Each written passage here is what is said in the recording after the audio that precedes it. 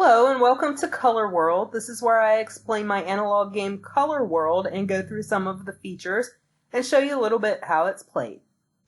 This is the game board and the object is to move from the start to the finish, and there are different types of spots broken down into categories which relate to the cards. You have color spots, resource spots, question spots, and special instruction spots. The color spots will tell you to draw a color card. The resource spots will tell you to draw a resource, and the resource can be anything such as your get out of the black hole card.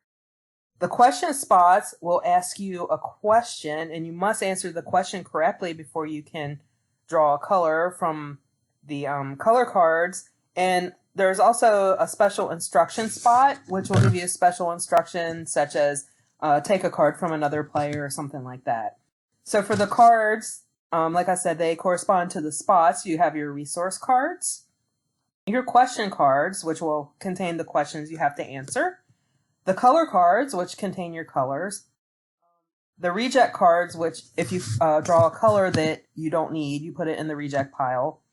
And if you run out of cards, you shuffle the reject pile and start going through it.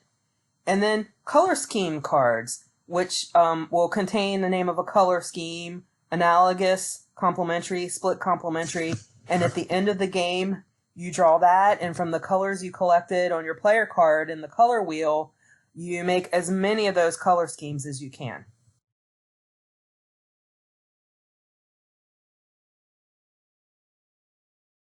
This is the spinner. It will tell you where you need to go on the board and how you should travel on the board. So there are 8 different sections. There's back 1, ahead 1, back 2, ahead 2, back 3, ahead 3, extra turn, and lose a turn. And when you lose a turn, you do not collect a color in that turn. This is a player card. This is where you will collect the colors in your color wheel. We have primary colors, secondary colors, and tertiary colors. And you'll notice for the secondary colors, the colors are already there. The card that you will be given will have 2 primary colors on it, and it's up to you to decide which secondary color that matches. And this is what my player card looked like at the end of the game that I played. Notice I collected every card in the color wheel except for 2 tertiary colors. And once you reach the end of the board, you need to collect a color scheme card. And with that, you take your color wheel of all the colors that you collected and create as many of that color scheme as you can to earn extra prizes, which we'll get to the prizes in the next slide. Here you can see I got split complementary. So for different items that you collect, you can receive a different striped color of the rainbow. They're all explained here. For primary colors, you get a red stripe. Secondary colors, orange. Tertiary, yellow. All the colors in the color wheel will get you a green stripe. Unfortunately, I didn't achieve this.